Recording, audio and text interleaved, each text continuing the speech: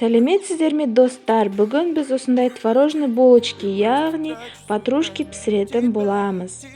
Ол үшін бізге 100 грамм ыстық су, 200 грамм айран, 1 жұмыртқа, разрыхлитель, дрожжи, 1 қасық тұз және де 4 қасық қант керек. Осының бәрін әдемілеп венчикпен араластырып болғаннан кейін, оған 300-400 граммдай ұнымызды салып, жайымен араластырып, жұмсақ қамыр илейміз.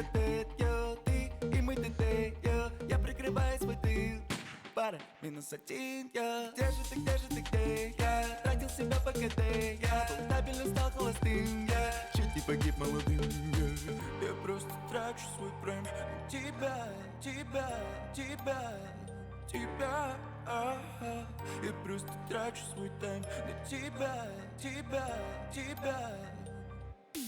Время пострелять, между нами пальба, попадаешь в сердце. Илеп болған қамырды 2 сағатқа жылы жерге апарып қоямыз, көтерілу үшін.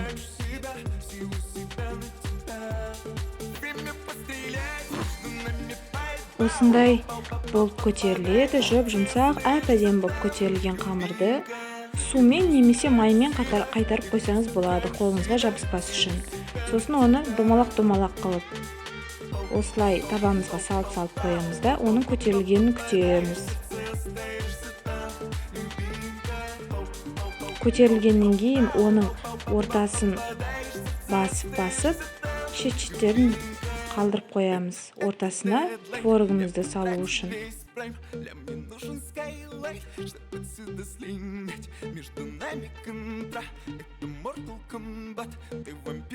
200 грамм творог аламыз, 1 жұмыртқа және де өзіңіз қалауынша 2-3 қасық қант салып, оны блендермен езіп аламыз. Блендеріңіз жоқ болса, әшейін араластыра салса да болады.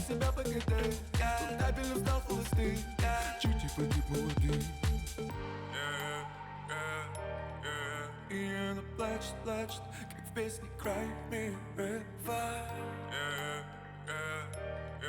И она плачет. Мінекей массамыз дайын. Енді жаңа творогты осылай орталарына құйып шығамыз.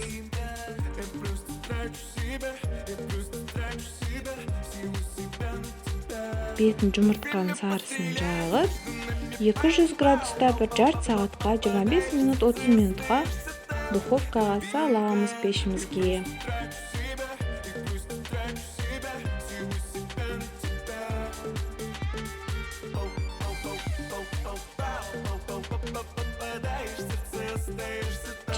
Жиырма 25-30 минут өтті. Міне біздің патрушкиміз пісті. Қараңыздар, шыққандай әдемі болып көтерілген, иісі мұрын жарып тұр. Енді үстіне сахарный пудра сепсеңіздер де болады, сеппесеңіздер де болады. Үйдегілеріңізді шайға шақырыңыздар.